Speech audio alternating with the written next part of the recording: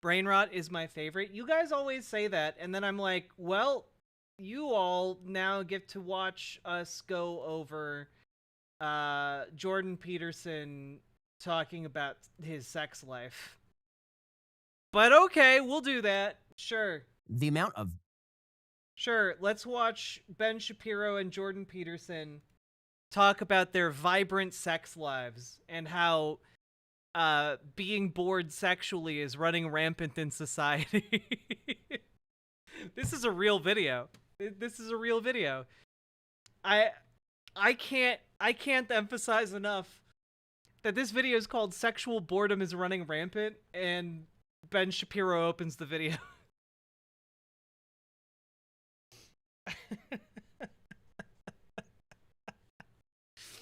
Yeah, gee whiz, Ben. I wonder why this guy who thinks that getting women wet is incorrect might be not the best guy to talk about sexual boredom. This is AI. Oh, is it? Is it really? Because it's not. The amount of sexual boredom in the society is extraordinary. So you have more sexual choice and variety available than literally any time in human history, given free license by the state because there are no intermediate social institutions in which sort of informal mechanisms of disapproval could make themselves felt. And one of the things it turns out psychologically that human beings are turned on by is taboo. And so when you get rid of literally every taboo, then people tend to get bored. And then the question is, Yeah, well, there's no novelty. Wait, so wait. I'm sorry. So living in society where like other people are breaking taboos makes your sex life more boring? What? Dog. My neighbor's jacking off to balloons being popped on the internet. My sex life is now more boring because we tolerate his existence. What are you talking about, dude? right, exactly. Novelty goes away, and particularly men are driven by sexual It's true. If you're a kinkster, you're robbing other people of sexual novelty. Mm-hmm. novelty. It's something that is very deeply This is ingrained. And the insane. power of what marriage was supposed to be is it takes this short-term hedonic desire, and it's said, because female virtue still existed, that in order for you to obtain this, you're going to have... I love that he's trying to say female virtue still existed in the past, implying that female virtue doesn't exist now, in which case, Ben Shapiro, your wife should have some pretty stern words for you when you get home. to sublimate that desire for the building of something greater. I mean, the part of Freud that everybody ignores is the part where Freud actually is in favor of sublimation. Yeah, right? right. It's only Yeah, later yeah. it's only later psychologists and philosophers who suggest that sublimation needs to be destroyed and done away with in order to free all forms of human artistic and material expression. But Freud never says that. Freud says you actually have to sublimate a lot of those short-term hedonic desires. Man, it'd be such a shame if psychology had moved on from Freud. It'd be such a shame if like psychology had like another 100 years to develop. You know? Like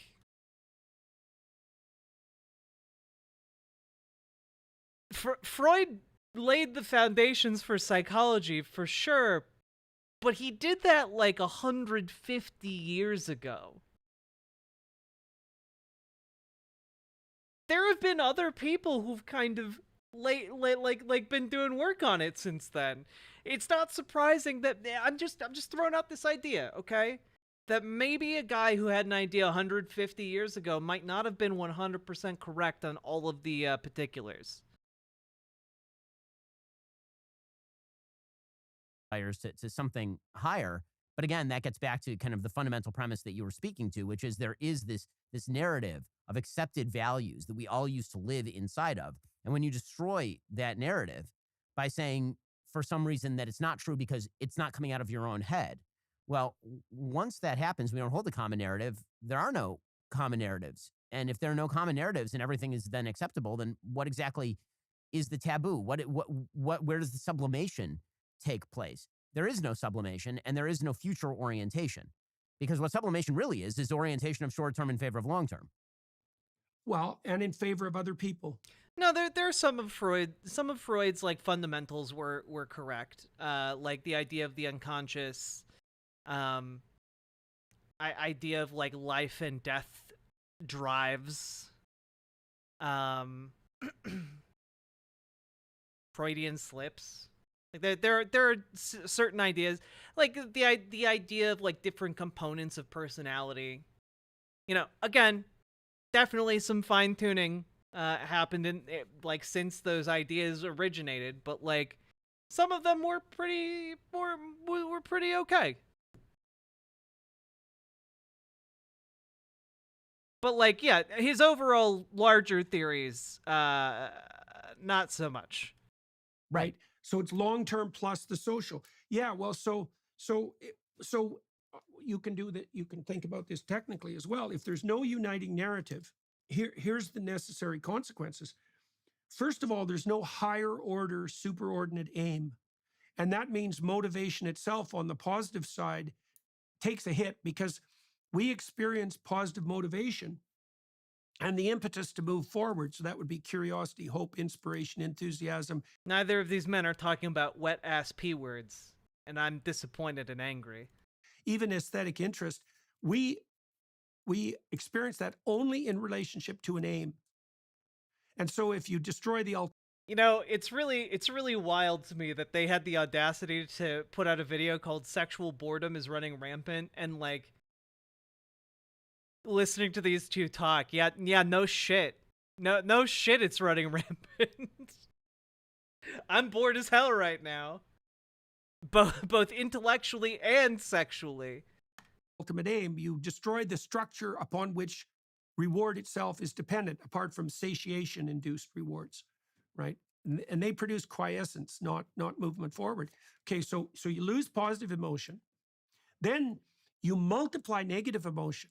And the reason you do that is because one of the things that constrains your anxiety response, which is actually a calculation of the entropic distance to a given destination, technically, is if you produce a multiplicity of aims, then you increase anxiety proportionately. Oh, sorry.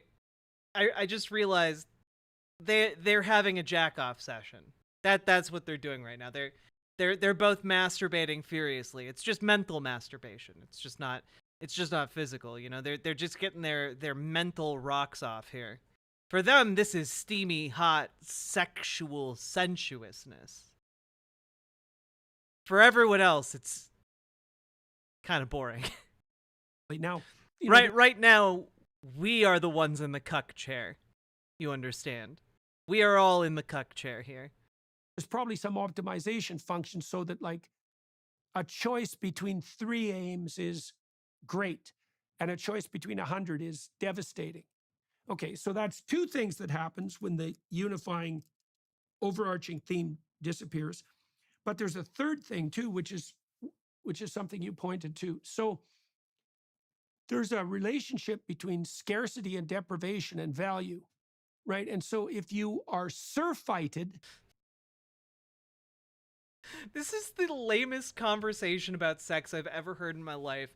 And they're basically just saying, yeah, if people are more open about their kinks, it makes like engaging in that kink more available and thereby less enjoyable. And so kinks become less enjoyable and I can't engage in my kinks anymore because of the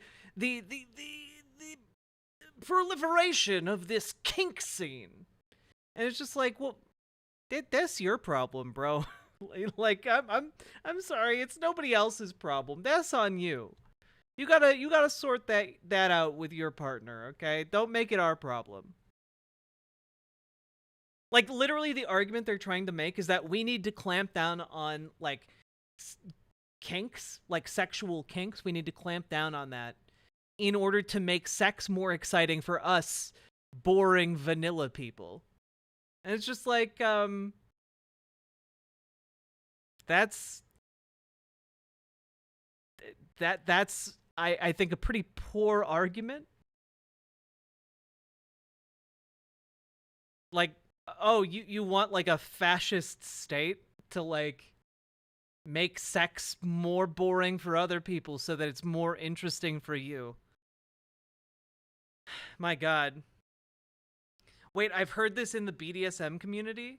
If everyone accepts it, or sorry, if everyone accepts it, then what's the fun if it's not taboo? I don't know. Like, it doesn't have to be taboo. It can just be fun.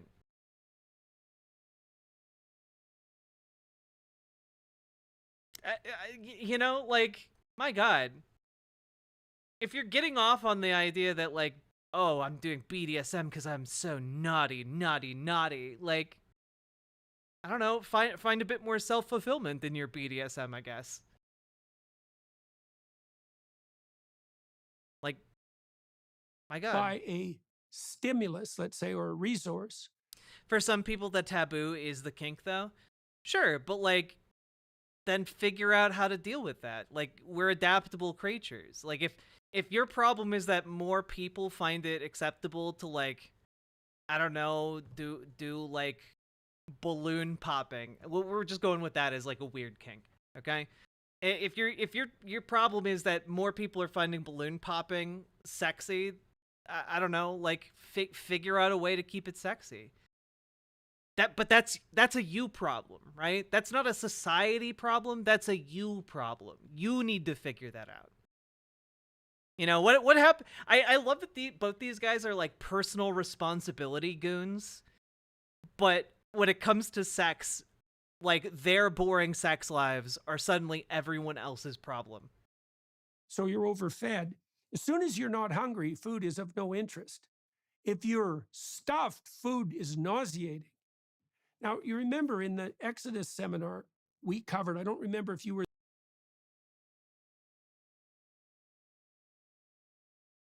If you're stuffed, huh?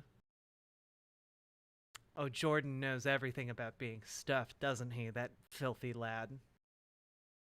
There for this, but I think you might have been. There's a situation when the Israelites are out in the desert wandering around like demented slaves and bitching about the fact that they have no. What?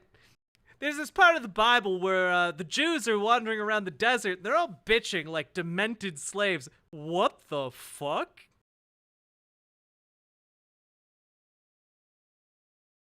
What a weird.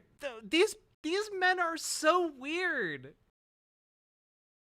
Right? Like that just he's talking about sex right now. And like that's where his brain goes. Jordan Peterson, I mean,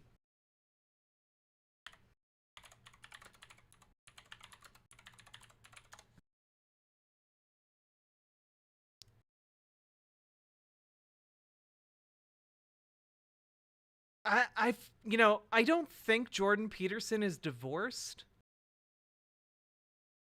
but like, Jordan Peterson gives off the most divorced guy energy I've ever experienced in my life for a guy who is still married. You know?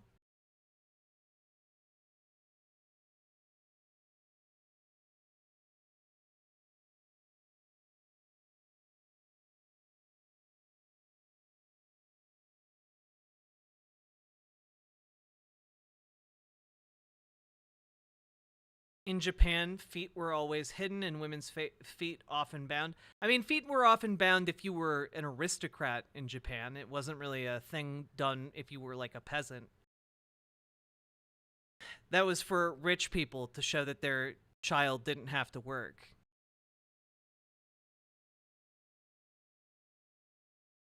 No tyrant. They start complaining about the fact that they don't have enough to eat. And God sends them like quails until they're literally coming out of their nostrils. Right, yeah. First they complain about the manna, and then, well, they complain they're hungry, and God sends the manna, and then they say, we're tired of the manna, we want meat. And God says, you're going to have as much meat as you could possibly imagine. Right. And here come the quails. God actually gets angry, and actually Moses, for the first time, gets angry at the people over their requests at this point. Right. Well, and what happens is because they have an absolute surplus of what they've hypothetically. Is this going to be like, and there were so many quails and quail feathers, and that was the origin of the tickle fetish? Like, where's this going? Where's this going right now? We were talking about sexual boredom, and he just transitioned into talking about the 40 years in the desert. Find desirable, it becomes disgusting. And this is certainly the danger on the sexual front. We're experiencing a Wait, but in that story, they were wrong. They were wrong to be overwhelmed by it. Wait, in the story, God is mad at them for not just accepting the manna from heaven. The point of the story is that they were wrong.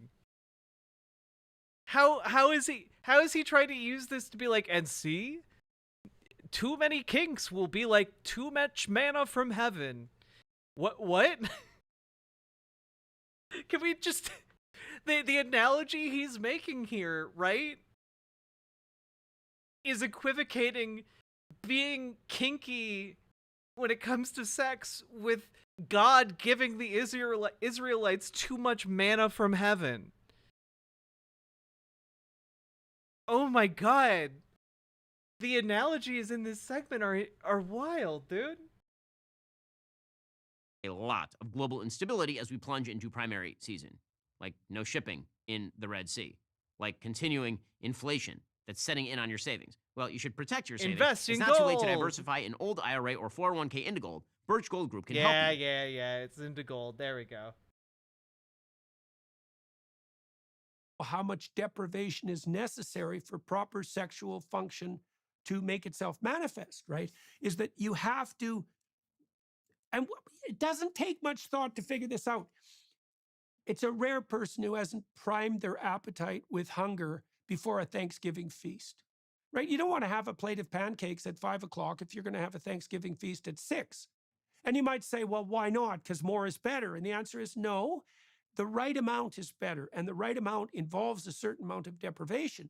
And I think I read this interesting article yesterday showing that women are more likely to lose romantic interest as a relationship progresses than men. I don't think. So I'm sorry, the answer is y'all are having too much sex out there, and having too much sex is making you bored, so have less sex. This is wild, man. Yeah, like what is the honestly, what is the point? Is the point like you should only be having sex once a week? Is the point like you should only have sex once per day? Or don't masturbate and then immediately have sex? Like what is the point here? Yeah, you guys wanted the brain rot. Here it is. We're in the middle of it now. I think that's surprising. They're higher in trait You could just wear a neuroticism, tail so they're plug. more likely True. to experience negative emotion. And then women have more. Women have more. You know, women just have more of.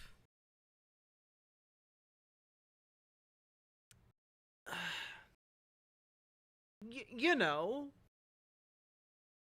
Response to sexuality is more multidimensional than men because the risks are higher. In any case, one of the ways around that is for Wait, I'm sorry. What? I was too obsessed with his hand gestures.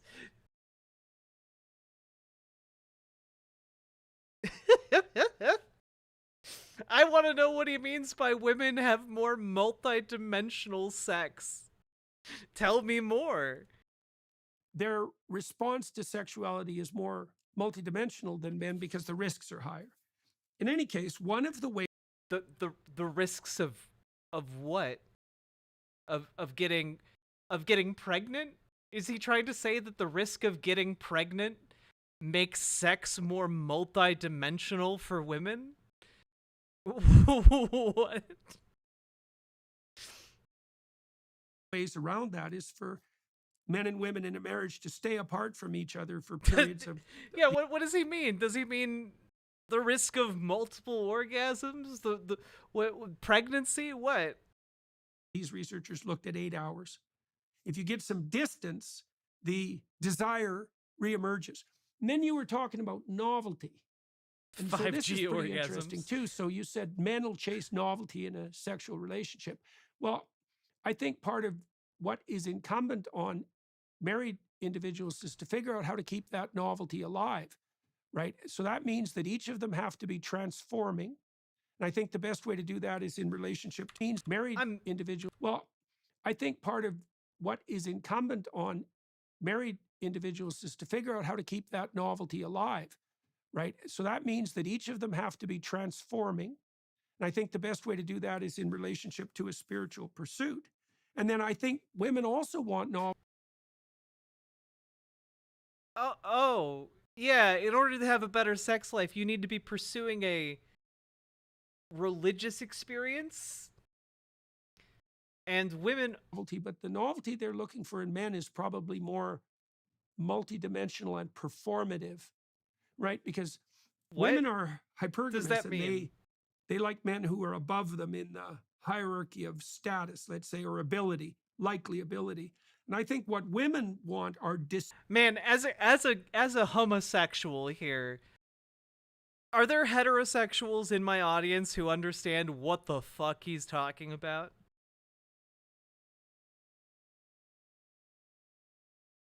Like, because I'm here like nodding along like, yes, as a bisexual, I am attracted to men who wear leather harnesses. Yes, I understand. Sometimes you want the leather harness in the bedroom. Yes, I understand. And then like he's like, women want men who are above them in like a social sense. And I'm like, what? Wait, what? I don't know. Like what I think like I'm going to be sexually novel. I'm like, I'm going to dress up in a sexy outfit.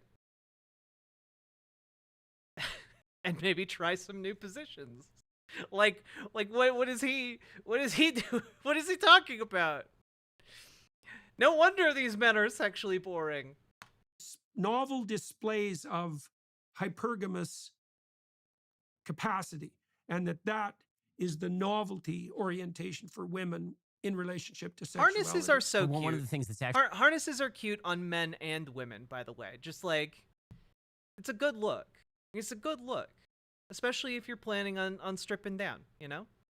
actually fascinating about this is that biblically speaking, right? I mean, not to get into abstruse Jewish law, but I mean, this is actually right in the Bible. Forget about the abstruse Jewish law. I mean, right in the Bible, one of the mandates is that for a period of at least 1 week out of every month, married couples are not supposed to have sex. Right? This is like right in the Bible. So that one of the purposes of that presumably would be to create the scarcity and the novelty that you're talking about. Because if you're married, then obviously there's tremendous availability of sex. I mean, contra every single weird public opinion out there, married people tend to have sex significantly more than single people, and it is not. How does that relate to like the creation myth though? Like prior to like, you know, when we're talking like a Garden of Eden type situation here, Ben, like there's not that incumbent rule on them to not have sex all the time. I'm confused. God doesn't want you to have sex, but only for 1 week a month. Not particularly close, but theoretically, the scarcity goes away, the novelty goes away, and then so does the romance. Yeah. And so well, the Bible that's literally a danger, says, anyways. That's a I feel like Ben Shapiro goes much longer than 1 week a month without sex. Let me just put it that way.